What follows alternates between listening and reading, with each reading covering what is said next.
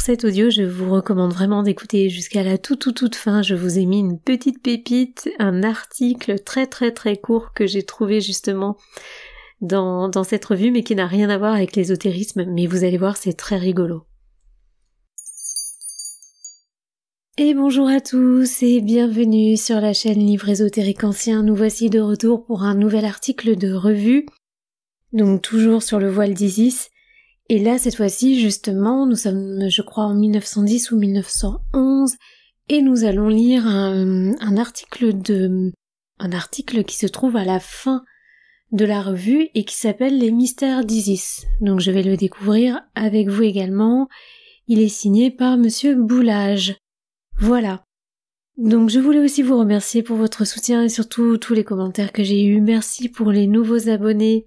J'espère que le format continuera à vous plaire, en tout cas on va essayer de faire au mieux. J'ai quelques idées aussi de titres de livres quand même, en plus de ceux que je relis, ceux qui avaient été postés en voix synthétique et qui sont repris.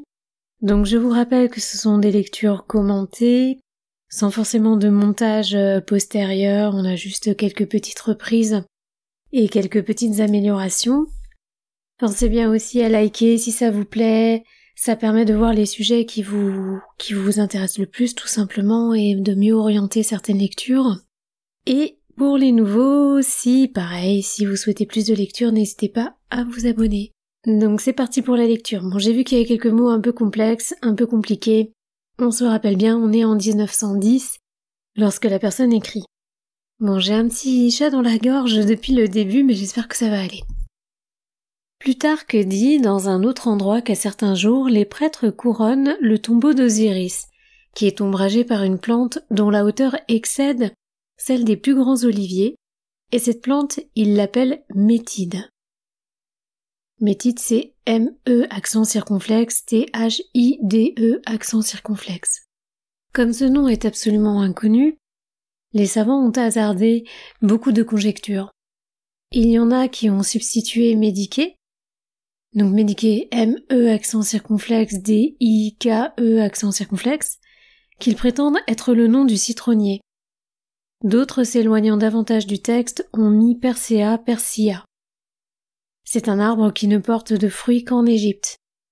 Et il était également consacré à Isis. Conjecture pour conjecture, j'aimerais mieux substituer au mot Éreké, E-R-E-I-K-E accent circonflexe, celui de Kyssos, qui signifie lierre. Ce que Plutarque dit de la bruyère convient beaucoup mieux au lierre. Il aura tellement enveloppé le cercueil avec ses rameaux qu'ils n'auront plus fait qu'un même corps. Il ne faut pas oublier que cette plante est consacrée à Osiris et que pour cette raison les Égyptiens l'appelaient Chénosiris ou Kénosiris. Vous avez remarqué qui est là? Je sais pas si vous l'entendez. Des fois on l'entend mais le micro est tourné. Ah. Allez, on continue. Je pense que c'était une branche de lierre que l'on remettait au prophète au moment de sa réception. Sagesse, force et beauté. Donc ça c'est titré. Le chat est là mais j'ai le chat dans la gorge aussi. J'espère que ça va aller. J'inclinerai d'autant plus volontiers en faveur du lierre que par la souplesse et en même temps par la vigueur de ses rameaux. Il nous donne une idée de la force qui s'augmente par la prudence, et que ceci tient à un symbole du 3e degré. Nous avons vu, dans les préparations que la force et la sagesse résident en Dieu. On apprend dans les obsèques que Dieu est aussi la source de la beauté. Ce dernier mot était encore une parole sacrée que les prophètes, alors ils disent les prophètes, P-R-O-F-E accent grave, S1, prophètes. Que les prophètes à qui l'on disait que la beauté était le fruit de l'union de la force avec la sagesse, vérité vraiment philosophique, que les Grecs ont dénaturé dans leurs fables.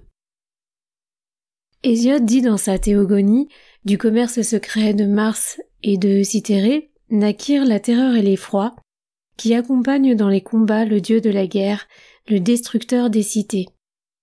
Leur sœur Harmonia épousa le magnanime Cadmus. Certes, Hésiode ne donne pas une origine bien pure ni une bien noble parenté à l'harmonie. Fille d'une mère dissolue, donc l'harmonie il l'a mis en italique, fille d'une mère dissolue, sœur de la peur, elle est le fruit d'un adultère. C'est ainsi que les Grecs ont souvent transformé en contes ridicules les plus beaux traits de la morale égyptienne.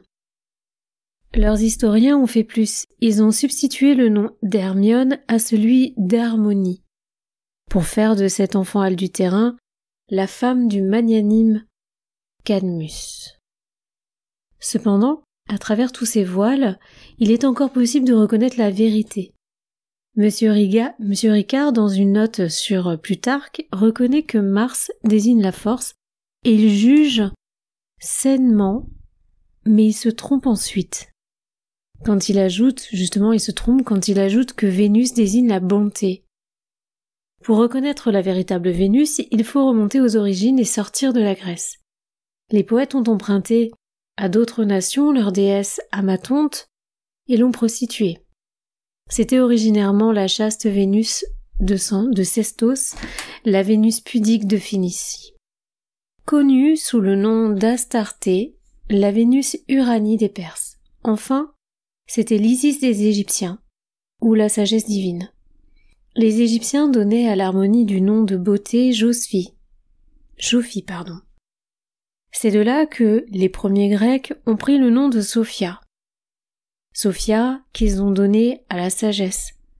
La beauté, suivant les sages de l'Égypte, était l'image de l'ordre, de cet ensemble heureux, de cet accord parfait, de cette réunion de rapports et de proportions qui continuent l'ordre, l'harmonie, le vrai, le beau. Ainsi, en rapportant à Dieu les deux premiers attributs qui le distinguent, on leur voyait produire l'ordre général de l'univers. En les considérant dans les deux premières classes de citoyens, des lettrés ou les gens de guerre, on leur voyait produire et maintenir l'ordre général dans l'État. C'était en même temps dire aux hommes que la sagesse sans vigueur est impuissante, et que la force sans la sagesse n'est qu'anarchie. C'était rappeler perpétuellement aux deux grandes colonnes de la société civile leur mutuelle dépendance et ce que chacune devait faire pour l'autre. Les deux colonnes du temple de Salomon, couronnées par un ouvrage en forme de rose, nous offrent un pareil symbole. Ceux qui accusent les mystères n'y ont pas trouvé sans doute cette sublime leçon. Vous voyez, il suffit que je m'échauffe en fait, après ça va beaucoup mieux. Alors, là il titre « Observation sur le 3e degré ». Je crois cependant que cette partie de la morale n'était offerte aux petits initiés qu'avec beaucoup de précaution et sous une forme symbolique, parce qu'elle tient au dogme du monothéisme qui n'était ouvertement professé que dans les grands mystères. Dans les 3 premiers degrés, on parlait des dieux de l'Égypte selon l'opinion populaire Isis, Isis, Osiris, Typhon et Horus étaient véritablement des dieux et qui avaient régné sur l'Égypte. Diodore de Sicile dit même que Horus fut le dernier des rois immortels et Ménès le premier des rois immortels. Non, le premier des rois mortels.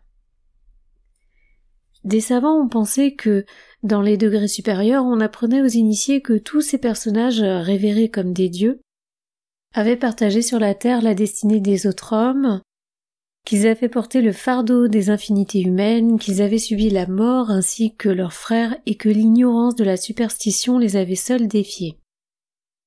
Cela peut être vrai pour les divinités du second ordre.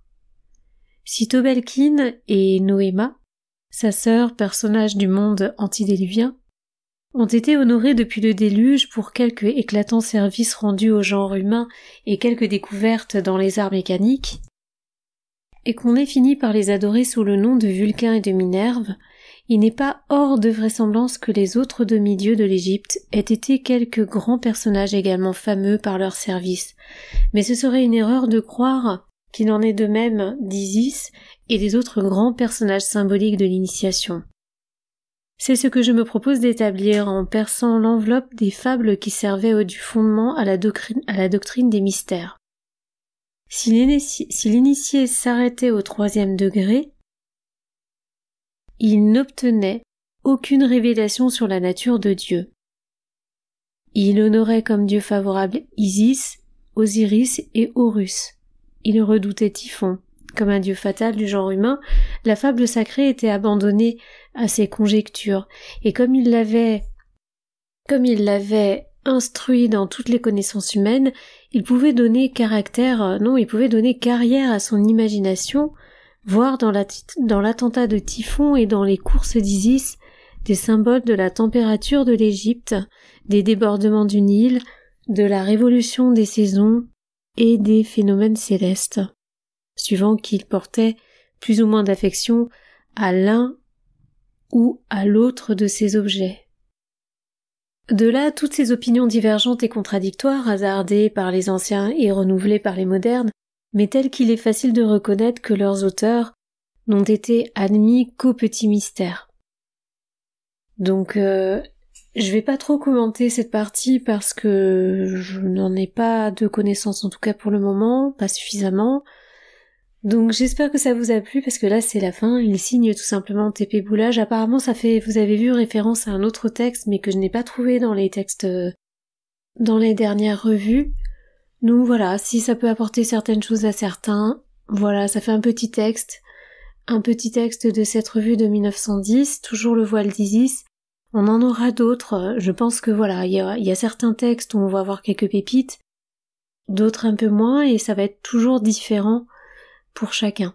Donc je vous remercie pour votre écoute. Si vous voulez d'autres textes dans ce sens concernant le voile d'Isis, n'hésitez pas à me le mentionner ou à liker, ça me montrera justement que c'est ce type de texte que vous aimez bien. J'ai vu aussi que certains aimaient bien finalement les textes alchimiques, donc peut-être que j'en remettrai d'autres, je pense à certaines œuvres très très connues, enfin vous aurez la surprise. Voici un petit bonus pour vous, pour ceux qui ont écouté jusqu'à la fin. Dans ce journal, on a un tout petit paragraphe donc des éditeurs de cette revue, et c'est très rigolo, ça porte sur les femmes. C'est vraiment marrant, je vais vous l'écouter, je vais vous le lire, ça s'appelle Curiosa, je vais vous le lire, c'est vraiment rigolo. Un écrivain anglais affirme que l'on peut juger du caractère d'une femme d'après la manière dont elle porte son parapluie. Celle qui ne le ferme pas, quand la pluie a cessé, est sûrement une bonne ménagère, économe et pratique. La jeune personne qui roule son parapluie encore humide coiffera sûrement Sainte Catherine. Celle qui ne roule jamais ne deviendra pas riche, même si l'argent ne lui manque point. La femme qui traîne son parapluie derrière elle est méchante. Celle qui le porte toujours fermé sous le bras est une joyeuse commère, aimant à rire. Cette autre donne la preuve d'un caractère énergique qui brandit le sien comme un hulant sa lance. Je trouve ça super rigolo, je voulais vous partager ça.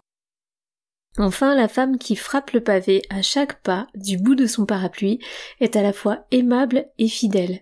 Ne l'accostez qu'à bon escient. C'est signé La Presse, donc c'est l'équipe de presse de 1911 qui a écrit la revue. J'ai trouvé ça super rigolo, donc je voulais vous le mettre en bonus. Voilà, j'espère que ça vous a plu, à bientôt.